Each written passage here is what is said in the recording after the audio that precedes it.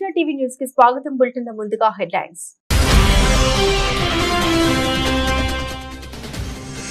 Trump cabinet meeting. Trump ముందే వాగ్వివాదానికి దిగిన Musk, Rubio.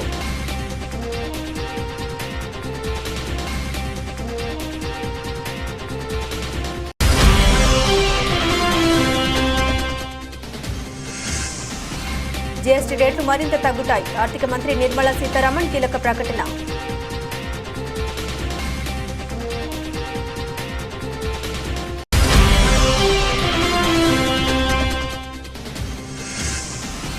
Anganwadi హెల్పర్లకు 1,00,000, వర్కర్లకు 40,000 గ్రాట్యుటీ. ఉమెన్స్ డే వేళ జీవోను అంగన్వాడీలకు అందించిన చంద్రబాబు.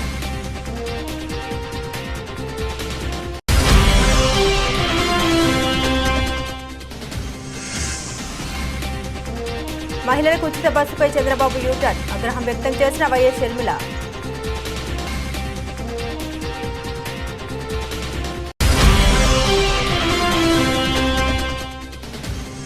కాంగ్రెస్ లో బీజేపీ కోవట్లు. అగ్రనేత రాహుల్ గాంధీ హెచ్చరికలతో రాష్ట్ర కాంగ్రెస్ లో కలకలం. మోదీతో తనకు మంచి సంబంధాలున్నాయన్న రేవంత్.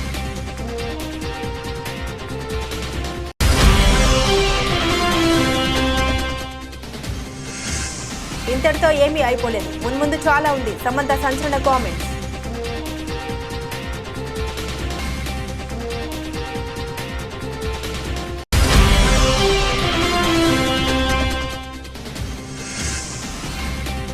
పచ్చడి రుణాలకు కళ్లెం. నిబంధనలకు కఠినతరం చేయనున్న రిజర్వ్ బ్యాంక్.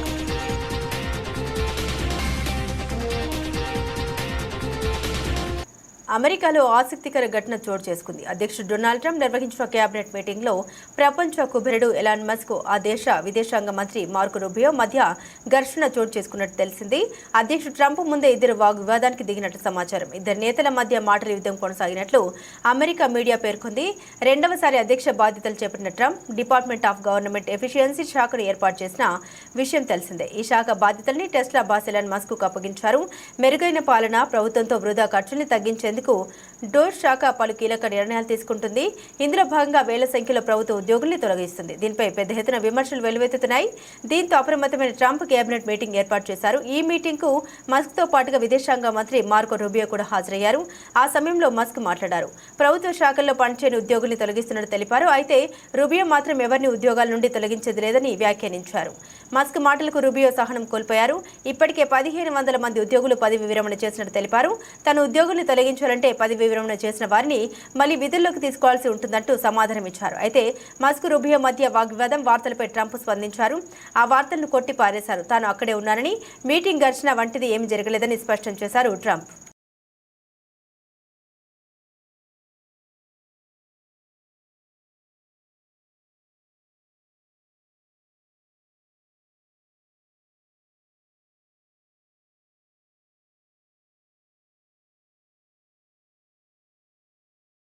జీఎస్టీ రేట్లు స్లాబ్ తగ్గించే పని దాదాపు చివరి దశకు చేరుకుందని ఆర్థిక మంత్రి నిర్మలా సీతారామన్ సూచించారు. 2015లో 15.8% ఉన్న రెవెన్యూ న్యూట్రల్ రేటు 2023లో 11.4%కి తగ్గించామని, దీన్ని మరింత తగ్గిస్తామని ఆమె తెలిపారు. జీఎస్టీ రేట్లు స్లాబులను సరళీకరించే పని చివరి దశలో ఉందని ఆర్థిక మంత్రి తెలిపారు. జీఎస్టీ వసూలును స్థిరంగా ఉంచుతూ పన్ను చెల్లింపుదారులకు ఉపశమనం కల్పించాలని ప్రభుత్వం పరిశీలిస్తుంది. సెప్టెంబర్ 2021లో ఏర్పాటైన మంత్రుల బృందం స్లాబ్ సంస్కరణపై ఒక నివేదికను రూపొందించింది. తదుపరి జీఎస్టీ కౌన్సిల్ సమావేశంలో తుది నిర్ణయం తీసుకోవచ్చని నిర్మలా సీతారామన్ తెలిపారు. పన్ను సరళీకరణ నుండి పరిశ్రమలు, వ్యాపారవేత్తలకు ఉపశమనం లభిస్తుంది. పన్నులు తగ్గడం వల్ల వినియోగదారులు చౌకైన సేవల ఉత్పత్తుల్ని పొందవచ్చు. తగ్గిన పన్ను భారం వల్ల స్టార్టప్లు, ఎంఎస్ఎంఈలు ప్రయోజనం పొందుతాయి. These are the balancing kind of acts that we have to do, and that I'm sure many of you all will agree, but I would still say it here, we do it in consultation with the stakeholders. It's not as if we sit in Delhi, we plan for it, and then we do it irrespective of what the stakeholder wants. And in the stakeholder, they are not one block. Within them, there are sections which prefer complete stoppage of dumped goods, and some sections which prefer calibrated approach on it. So government's task it is to make sure that we plan for it and balance everybody's interests. You've spearheaded major reforms in taxation, now in personal tax, but previously also in corporate tax. Is it time now to look at a more comprehensive or rationalization of GST slabs? The IMF has also advocated it. Well, I think we've started this exercise. In fact, at the time when we started it, I would say it was late 22 when we started this exercise of rationalizing the GST, for the rates, for the number of slabs, and on the other side for compliance and the process itself. So the twin-pronged approach to simplify GST was started late 22, early 23. Some people were saying you're not even allowing to settle for the GST to settle. After all, it was launched in 2017. You're already starting to revamp it. You're not allowing it to reach its normal course to see what is an average earning that you can get out of it per month. And so there was an element of discouragement, but we didn't stop it. There were different groups of ministers who were looking at it. And every time there is a state government election and there is a change of ministers, we revamp the committees. But that work has almost reached a finale. Now, at this stage, there is one more look that I've taken it upon myself. The groups have done excellent work, but I still have taken it upon myself to once more completely review each of the group's works and then probably take it to the council to see if we can come to a final conclusion on, yes, we agree on these, yes, we have changed these, but some more work is required in some other, so we'll take it to the next council and so on. So we are very close to coming to a final call on some of the very critical issues: reduction, rationalization of rates, looking at the number of slabs and so on. Is there any possibility you can give us a glimpse into what is in store? Any more than you have said? I think I was very clear. Reduction in rate.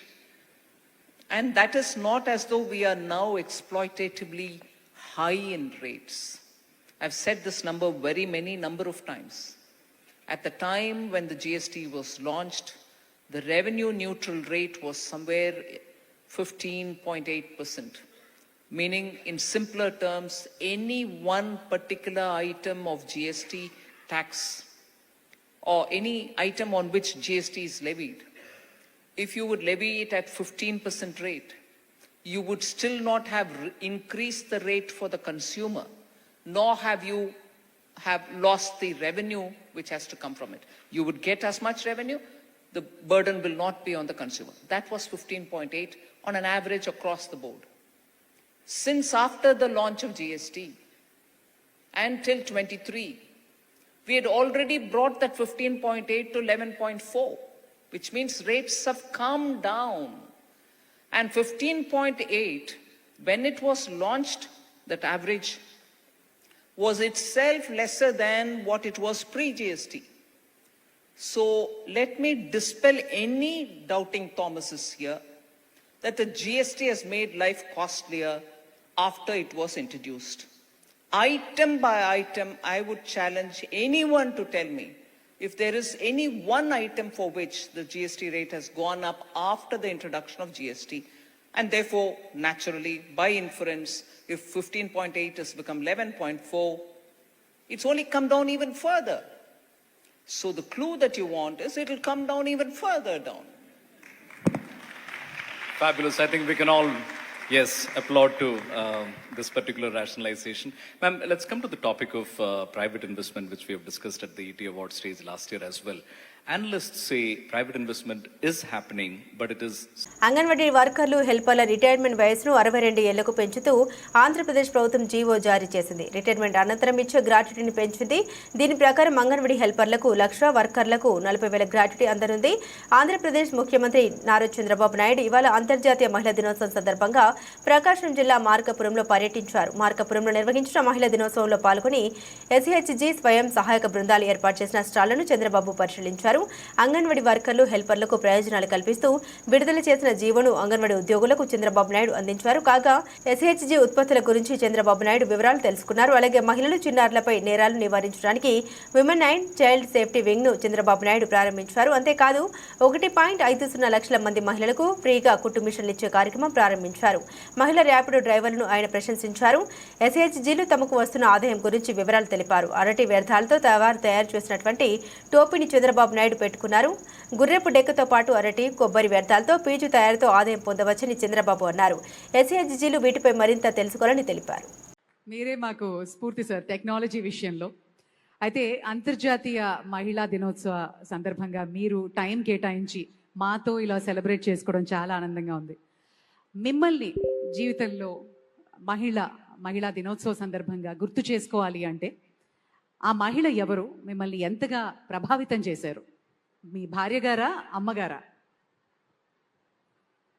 ఎవరికి వారే. కానీ ఈరోజు మీరు ఒకసారి చూస్తే మా missus ఉంది. ఎందుకంటే అందరికి కూడా ఒక ఆలోచన ఉండాలి. అవకాశాలు ఇస్తే అవకాశాలు ఉపయోగించుకోవాలి. అదే సమయంలో మన సమర్థత నిరూపించుకునే అవకాశం వస్తుంది. బిగినింగ్లో మా మిస్సెస్ కూడా వ్యాపారాలు చేయడం తెలియదు. ఇంట్లో కూడా వాళ్ళకు అవసరం లేదు కాబట్టి ఎన్టీ రామారావు గారు కుమార్తెగా ఏ పని చేయాల్సిన అవసరం లేదనే ఉద్దేశంతో నేర్చుకోలేదు. నేను మంత్రి అయిన తర్వాత మళ్ళీ నాకు రాజకీయాల్లో యాక్టివ్గా 89లో మినిస్టర్ అయ్యే పరిస్థితి, 94లో మినిస్టర్ అయ్యాను. అప్పటికి నేను ఒక చిన్న ఇండస్ట్రీ పెట్టాను ఫ్యామిలీ బిజినెస్ కోసం. అప్పుడు ఇంట్లో లోకేష్ చిన్న కుర్రాడు. అప్పుడు నేను ఆలోచించి బిజినెస్ చూసుకోమని మా మిస్సెస్ను కోరాను. ఆవిడ రిలక్టెంట్గా రిఫ్యూజ్ చేశారు. బిగినింగ్లో నేను గట్టిగా చెప్పాను, ఎవరో ఒకరు చూసుకోవాలి, నేను మంత్రిగా ఉన్నాను, నాకు టైం ఉండదు, అది కాకుండా బిజినెస్ చూడడం కరెక్ట్ కూడా కాదు అని చెప్పితే యాక్సెప్ట్ చేసింది.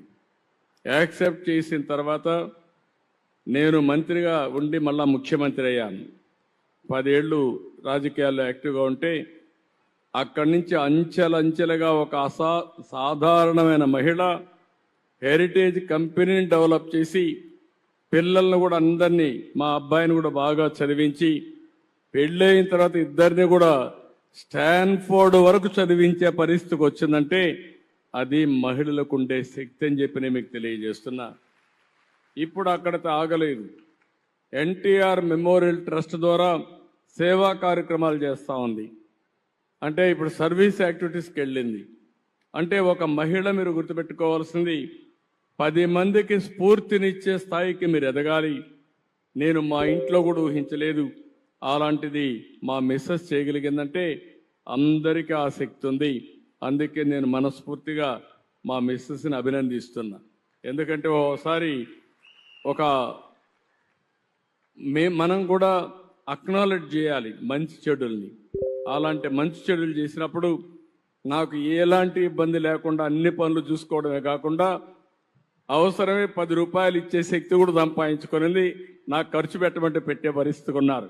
నేను రాజకీయాల్లో సంపాదించలేం కాబట్టి వ్యాపారాల్లో సంపాదించే పరిస్థితికి వచ్చారు. కాబట్టి this is a great day.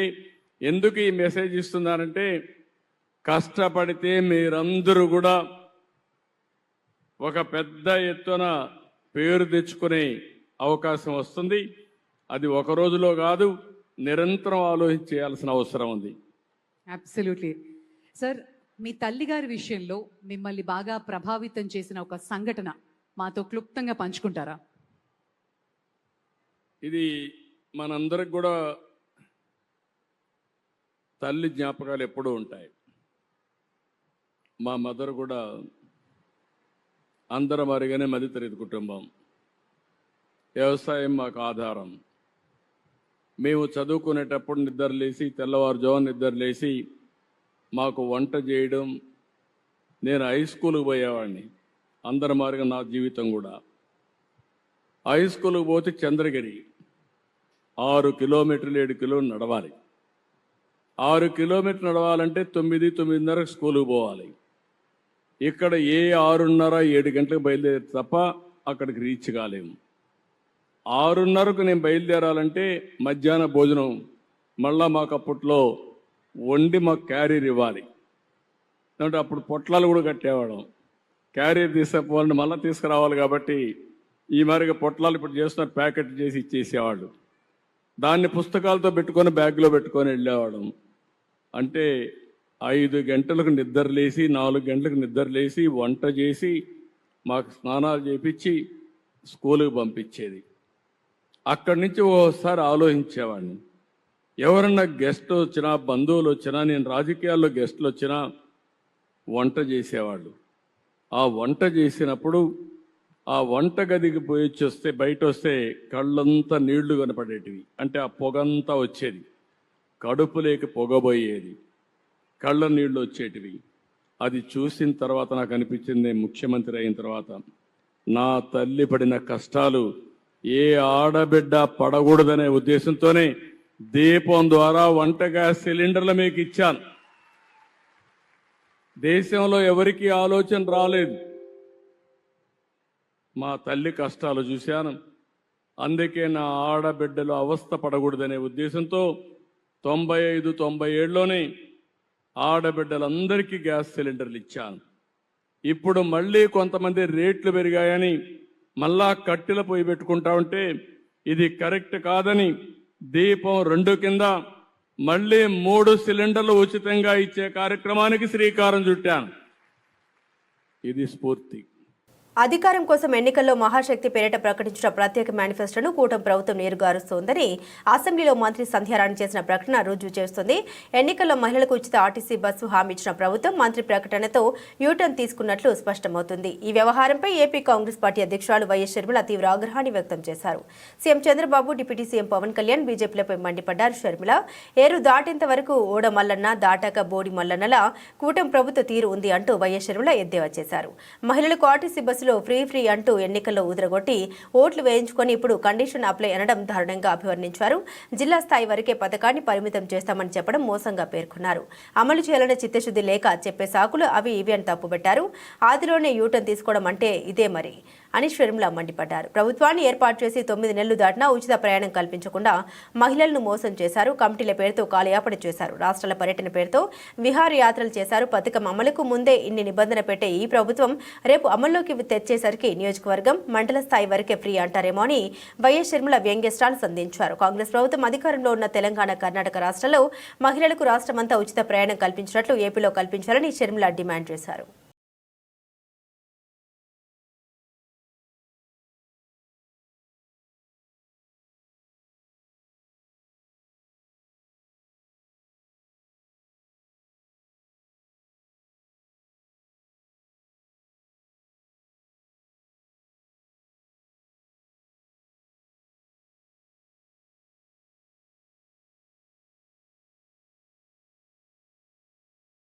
ఒకే రోజు తేడాతో సీఎం రేవంత్ రెడ్డి మోదీతో తనకు మంచి సంబంధాలు ఉన్నాయని చెప్పడం, మరోవైపు కాంగ్రెస్ లో బీజేపీ కోవట్లున్నారని రాహుల్ గాంధీ వ్యాఖ్యానించడం సంచలనంగా మారింది. ఈ వ్యవహారం రాష్ట్ర కాంగ్రెస్ లో కలకలం రేపుతుంది. రాహుల్ గాంధీ చేసిన వ్యాఖ్యలు కేవలం గుజరాత్ కే పరిమితం అవుతాయా లేక తెలంగాణకు కూడా వర్తిస్తాయా అంటూ పార్టీ నేతలు ఆరోపిస్తున్నారు. ముఖ్యంగా రాహుల్ వ్యాఖ్యల ఉద్దేశం వెనుక రేవంత్ రెడ్డి కూడా ఉన్నారేమో అన్న అనుమానాలు వ్యక్తమవుతున్నాయి. రేవంత్ రెడ్డి కాంగ్రెస్ సీఎంగా ఉంటూ ప్రధాని 3 సార్లు కలిశారు. సొంత పార్టీ సీఎంలకు లభించిన ప్రధాని అపాయింట్మెంట్ ప్రతిపక్ష సీఎం అయినా రేవంత్ కు ఎలా లభిస్తుందనే సందేహాలు కాంగ్రెస్ లో వ్యక్తమయ్యాయి. వారం రోజుల క్రితం హుటాహుటిన ఢిల్లీ వెళ్లిన సీఎం రేవంత్ మోదీతో భేటీ అయ్యారు. ఎప్పుడు పడితే అప్పుడు మోదీ అపాయింట్మెంట్ లభించడం, రేవంత్ అడిగిన పనుల్ని ప్రధాని ఆమోదించడంపై అనుమానాలు వ్యక్తమవుతున్నాయి. వాస్తవానికి సీఎం రేవంత్ రెడ్డి ఆర్ఎస్ఎస్ నేపథ్యం నుండి వచ్చారు. దీంతో కాంగ్రెస్ అధిష్టానం ఆయనపై మొదటి నుండి అనుమానాస్పదంగానే వ్యవహరిస్తుందనే అభిప్రాయాలు ఉన్నాయి. అనివార్య పరిస్థితుల్లో సీఎం చేసిందే తప్ప ఇష్టంతో కాదనే అభిప్రాయాలు ఉన్నాయి. సీఎం ఎప్పుడు ఢిల్లీ వెళ్లి ప్రధాని, కేంద్ర మంత్రుల్ని కలిసినా ఆయన వెంట కాంగ్రెస్ విధేయులైన సీనియర్ మంత్రులు, నేతలు ఉండేలా జాగ్రత్తలు తీసుకుంటుంది. మొదటి 2 సార్లు ప్రధానితో రేవంత్ భేటీ అయినప్పుడు డిప్యూటీ సీఎం పార్టీ వెళ్లగా, ఇటీవల 3వసారి మంత్రి శ్రీధర్ బాబు వెళ్లారు. పార్టీల ప్రభుత్వంలో జరుగుతున్న పరిణామాలపై కాంగ్రెస్ విధేయుల నుండి ఎప్పటికప్పుడు నివేదికలు తెచ్చుకుంటుంది. ఓవైపు సీఎంగా రేవంత్ నడిపిస్తూనే మరోవైపు ప్రత్యామ్నాయ ఏర్పాటు చేసుకుంటుందని చర్చ కూడా జరుగుతుంది. సీఎం రేవంత్ పక్కదారి పడితే పరిస్థితిని ఎదుర్కొనేందుకు పలువురు సీనియర్ నేతలను సిద్ధం చేసినట్టు తెలిసింది.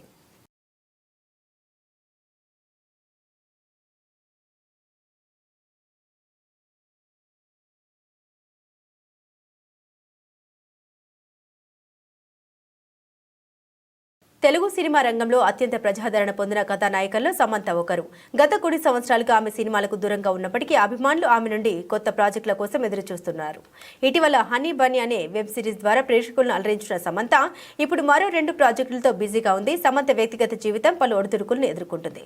నాగ చైతన్యతో విడాకుల తర్వాత మయోసైటిస్ అనే ఆరోగ్య సమస్యతో ఆమె తీవ్రంగా బాధపడింది. దీనివల్ల సినిమాలకు బ్రేక్ ఇచ్చి చికిత్స తీసుకోవాల్సి వచ్చింది. అయితే ఈ కష్టాలను అధిగమించేందుకు ఆమె కృషి చేస్తూ మళ్లీ కెరీర్పై దృష్టి సారిస్తుంది. ఓ ఇంటర్వ్యూలో విలేకరి సమంతను ఈ క్లిష్ట సమయాలను మీరు ఎలా ఎదుర్కొన్నారు అని ప్రశ్నించగా ఆమె స్పందించారు. ఇంతటితో ఏమీ అయిపోలేదు, మున్ముందు చాలా ఉందని తెలిపారు. ఈ వ్యాఖ్యలు ఆమెను మళ్లీ ఫోకస్లోకి తెచ్చాయి. కొందరు ఆమె మాటల్ని నాగ చైతన్యతో జరిగిన బ్రేకప్ కు అన్వయించగా మరికొందరు ఆమె కెరీర్పై ఉద్దేశించి చెప్పారని అభిప్రాయపడ్డారు. ఇక అదే ఇంటర్వ్యూలో హీరో వరుణ్ సమంత ఎంతో బాధలో ఉన్నప్పటికీ అవేవీ కనిపించకుండా అద్భుతంగా నటించింది అంటూ ఆమెను ప్రశంసించారు. సినిమాల్లో అవకాశాలు తగ్గినప్పటికీ సమంత వెబ్ సిరీస్లను ఎంచుకుంటూ తన అభిమానులను అలరిస్తుంది. ప్రస్తుతం రక్త్ బ్రహ్మాండ అనే వెబ్ సిరీస్ లో నటిస్తున్న ఆమె మరోవైపు మా ఇంటి బంగారం అనే సినిమా ప్రాజెక్టుతో కూడా బిజీగా ఉంది. సమంత మరోసారి తన కెరీర్ ను పునరుద్ధరించేందుకు సన్నాహాలు చేస్తుంది. త్వరలోనే కొత్త సినిమాలు వెబ్ సిరీస్ లో కనిపించనున్నట్లు సమాచారం. అభిమానులు ఆమె మళ్లీ తెలుగులో పూర్తి స్థాయిలో నటించాలని కోరుకుంటున్నారు.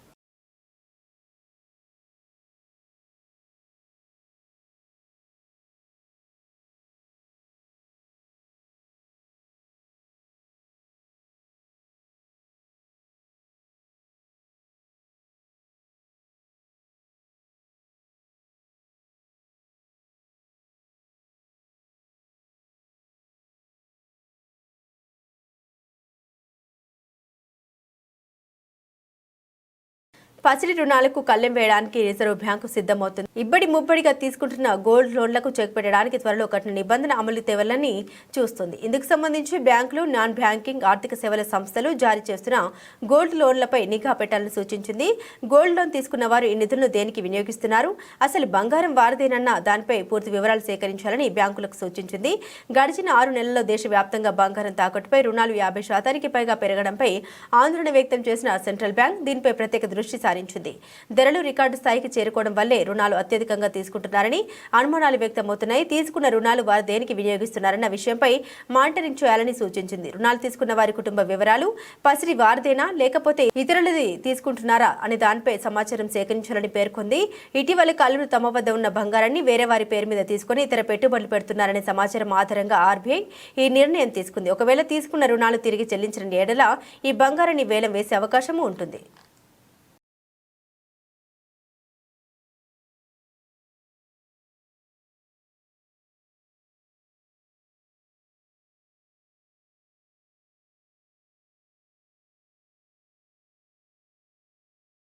వర్ధన్నపేట పేద ప్రజల సొంతింటి కలను కాంగ్రెస్ ప్రజా ప్రభుత్వం నిజం చేస్తుందని వర్ధన్నపేట ఎమ్మెల్యే కేఆర్ నాగరాజు అన్నారు.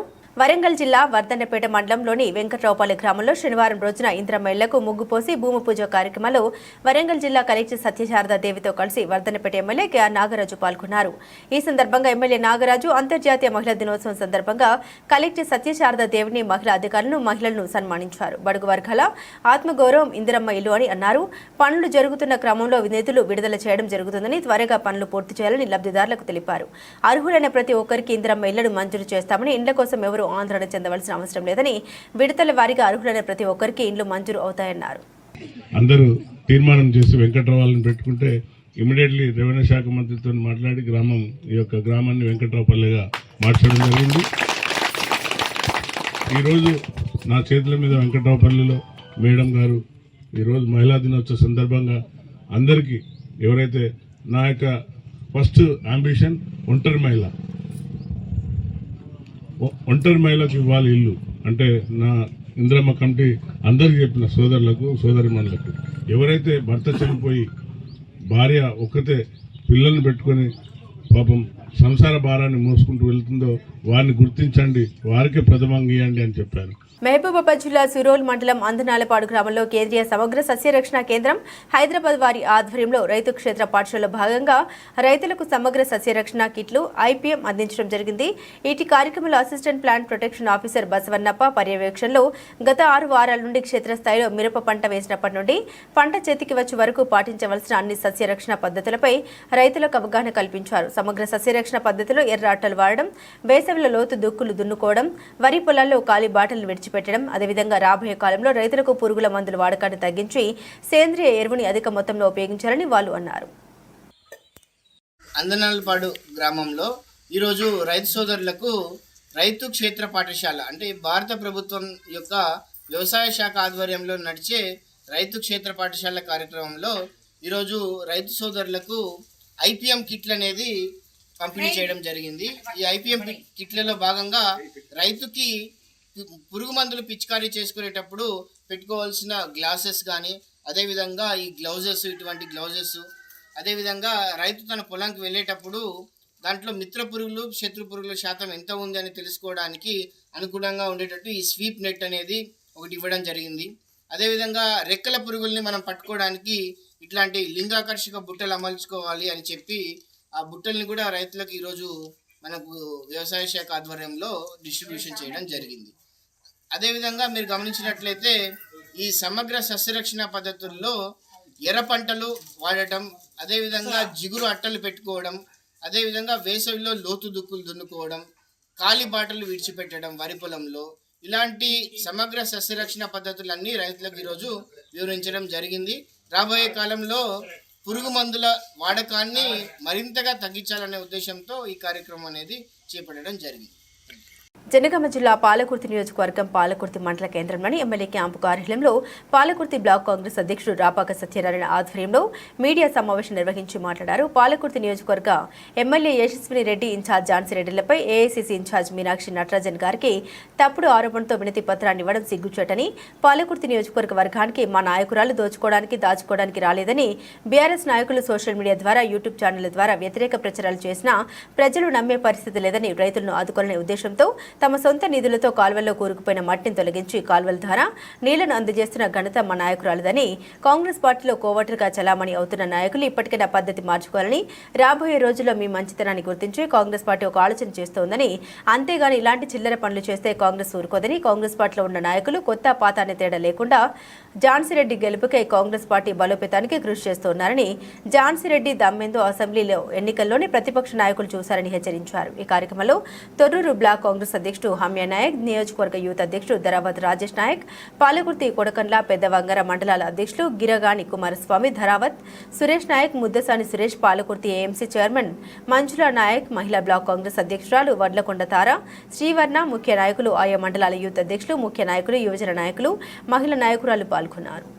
ఆకాశ రామన్న రాసిన ఏదైతే మా తెలంగాణ ఇన్ఛార్జ్ గారికి ఇచ్చినటువంటి లెటరు, దీని వెనుక కొంతమంది ప్రతిపక్ష నాయకుల కుట్రగా ఉందని మేము భావించడం జరుగుతుంది. ఎందుకంటే కొద్ది రోజులలోనే ఈ పాలకుర్తి నియోజకవర్గంలో 14 నెలల కాలంలో వాళ్ళు దాచుకో జాన్సమ్మ గారు, ఎమ్మెల్యే యశస్వి రెడ్డి గారు దాచుకోవడానికో రాలే. 1000 కోట్లు కుంభకోణం చేసినటువంటి బీఆర్ఎస్ నాయకులు ఇవాళ ఏ స్థాయి నుంచి ఏ స్థాయికి ఎదిగిందో ప్రజలందరికీ తెలుసు. బులెటిన్ ముగించే ముందు హెడ్లైన్స్ మరోసారి.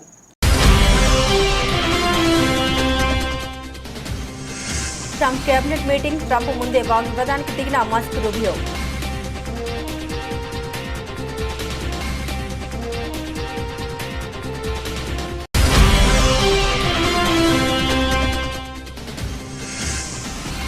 జీఎస్టీ రేట్లు మరింత తగ్గుతాయి, ఆర్థిక మంత్రి నిర్మలా సీతారామన్ కీలక ప్రకటన.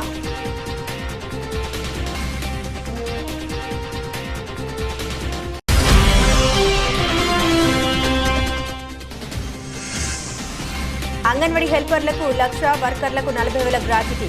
ఉమెన్స్ డే వేళ జీవోను అంగన్వాడీలకు అందించిన చంద్రబాబు.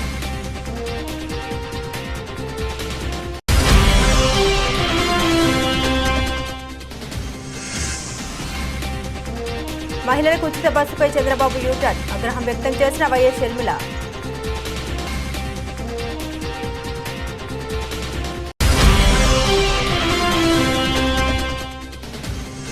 కాంగ్రెస్ లో బీజేపీ కోవట్లు, అగ్రనేత రాహుల్ గాంధీ హెచ్చరికలతో రాష్ట్ర కాంగ్రెస్ లో కలకలం. మోదీతో తనకు మంచి సంబంధాలున్నాయన్న రేవంత్.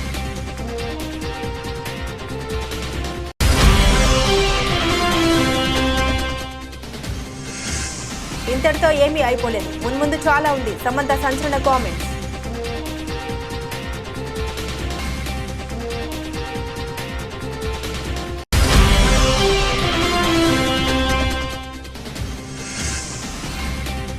పచ్చడి రుణాలకు కళ్లెం, నిబంధనలకు కఠినతరం చేయనున్న రిజర్వ్ బ్యాంక్.